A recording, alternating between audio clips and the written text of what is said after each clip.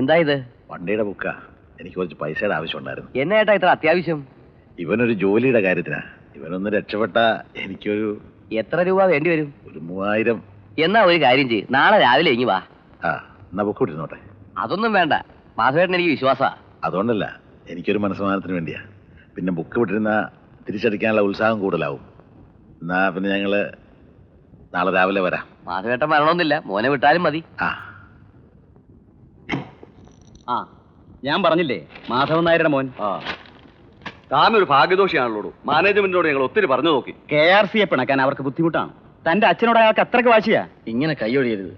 ഈ ജോലി എനിക്ക് തരാമെന്ന് 100% ദാസാർ വാക്ക് പറഞ്ഞത്. അതൊക്കെ ശരിയാണ്. പക്ഷേ ആ KRC-യുടെ ഹോൾഡ് എന്താണെന്ന് തന്നോട് ഞങ്ങൾ വിശദീകരിക്കണോ? ഞാനൊരു നല്ല വഴി പറഞ്ഞുതരാം. തന്റെ അച്ഛനോട് KRC ഒന്ന് ചെന്ന് കാണാൻ പറ. അല്ലാതെ എനിക്ക് ഇതിലൊന്നും ചെയ്യാൻ പറ്റില്ല. എന്താടാ? അച്ഛന് പുളി കൊടുക്ക്, തിന്നട്ടെ. എന്താന്നേ? ആ എനിക്കറിയില്ല. സന്തോഷേ, എടാ കാര്യം എന്താണെന്ന് പറ. കാരണം എന്റെ ജീവിതം പാഴായി, അത്രേ ഉള്ളൂ. അച്ഛൻ എന്ത് ചെയ്തെന്നാ നീ പറയണേ? ആ KRC ആയിട്ട് ഉടക്കണ്ട ഞാൻ 100 വട്ടം പറഞ്ഞത്. ഇപ്പൊ അങ്ങനെയായോ? നിനക്ക് എന്താടി?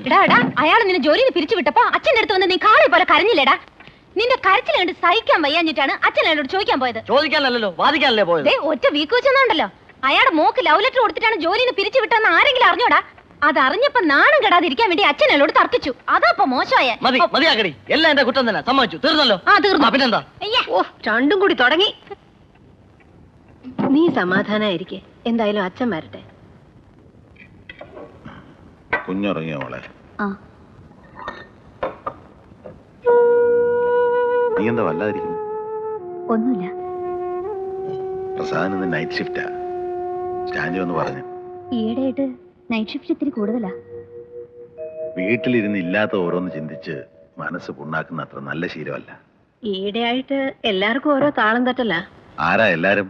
ദേ ഒരുത്തം വന്നൊരു ബഹളവും കഴിഞ്ഞ് കയറി കിടക്കുക. പച്ച വെള്ളം കുടിച്ചിട്ടില്ല. ആര്? സന്തോഷോ? അവനെന്ത് പറ്റി? അവന്റെ ജീവിതം തൊലച്ചോന്ന്. ജീവിതം തൊലച്ചെന്നു? ആര്? അച്ഛൻ തന്നെ. ഞാൻ എന്ത് ചെയ്തെന്നാ? അവന്റെ മുതലാളിയുമായിട്ട് അച്ഛൻ വഴക്കുണ്ടാക്കിയോണ്ടാണ് പോലും അവൻ എങ്ങും ജോലി കിട്ടാത്തെന്ന്. ചെല്ലുന്നിടത്തൊക്കെ അയാൾ മുടക്കുക. ആരോ ഈ കുടുംബത്തിന് തക്കതായ കടുങ്കൈ ചെയ്തിട്ടുണ്ട്. അല്ലാതെ ഇങ്ങനൊരു തലതിരിച്ചിൽ വരാൻ ഞാൻ ആലോചിച്ചിട്ട് ഒരു എത്തും പിടിയും കിട്ടുന്നില്ല. മോനെ, എന്താടാ ഉണ്ടായേ?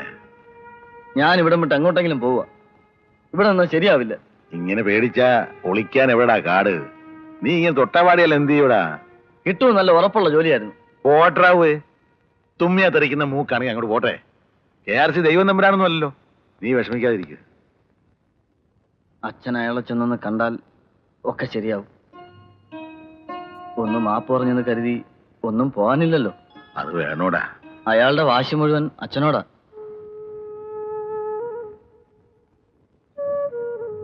എനിക്ക് വേണ്ടിയല്ലേ അച്ഛാ, പ്ലീസ്. ആ നോക്കട്ടെ. ഞാനായിട്ട് നിന്റെ ജീവിതം തൊലിച്ചൊന്നും വേണ്ട.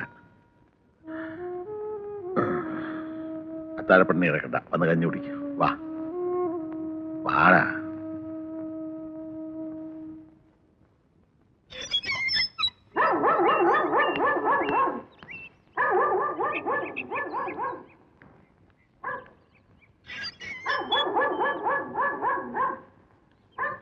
നമസ്കാരം. നമസ്കാരം നമസ്കാരം. അയ്യോ, ഇതാര്? പൂമുറ്റത്ത് മാധവൻ നായരോ? എന്താ പുതിയ വല്ല നിയമോ വകുപ്പോ പഠിപ്പിക്കാൻ വന്നതാണോ? ഞാൻ മാപ്പ് പറയാൻ വന്ന. അയ്യോ, അങ്ങനെയൊന്നും പറയല്ലേ. BCom ഫസ്റ്റ് ക്ലാസ്സുകാരന്റെ തന്തയല്ലേ? അന്നത്തെ വിഷമം കൊണ്ട് ഞാൻ എന്തൊക്കെയോ പറഞ്ഞു പോയി. ഒക്കെ മറക്കണം. മറക്കാനോ? KRC-യോ?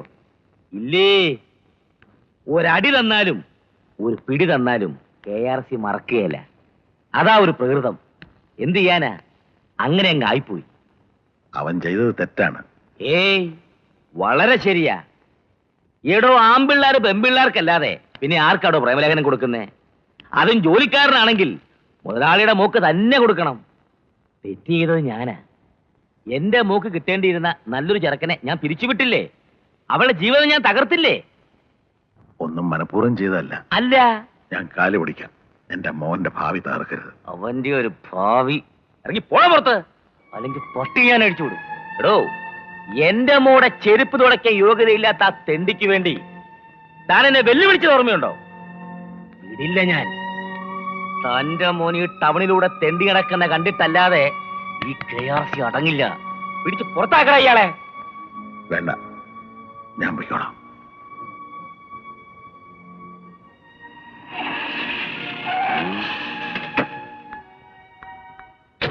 ഡാഡി,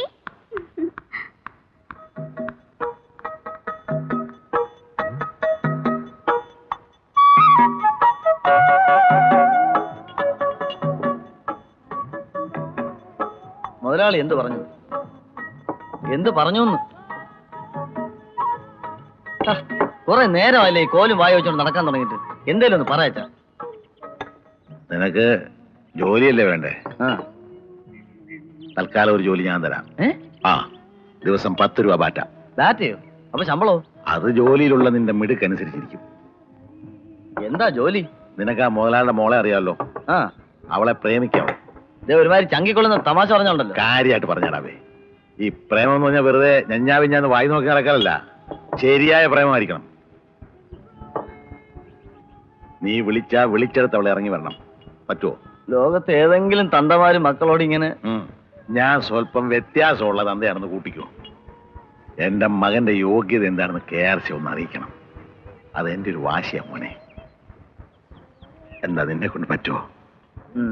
വേറൊരു കാര്യം, വെറുതെ പ്രേമിക്കല്ലാതെ എന്തെങ്കിലും വേണ്ടാതിന് നീ ആ പെണ്ണിനോട് കാണിച്ചാ അടിച്ചിന്റെ കർണക്കുറ്റിയും പൊട്ടിക്കും. ഏറ്റില്ല? ഏറ്റു. തൽക്കാലം ചെറിയൊരു അഡ്വാൻസ് അല്ലേ തരാ. Hello,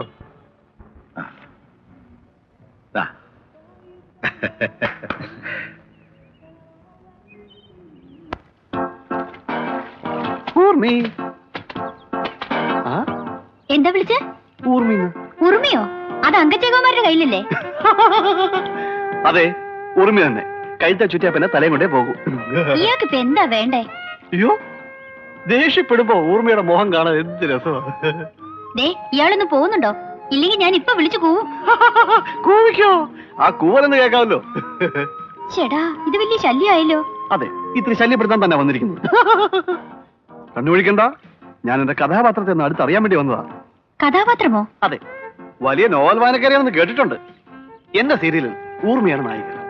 novel വായനക്കാരിയായ Urmila. ആ നായികയെ ജനൽക്കമ്പുകൾക്കിടയിലൂടെ ഞാൻ കാണാറുണ്ട്. പക്ഷെ ആ മനസ്സ് പിടികിട്ടത്തില്ല. പ്ലീസ്, ആ മനസ്സൊന്ന് തുറന്ന് കാണിക്കൂ. അയ്യോ, എനിക്കൊരു നല്ല മനസ്സുണ്ട്. ഞാൻ തുറന്നു കാണിക്കത്താ.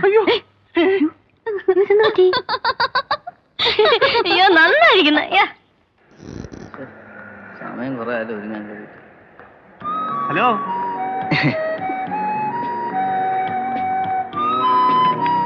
അതെ, എന്താ നിങ്ങളുടെ ഉദ്ദേശം?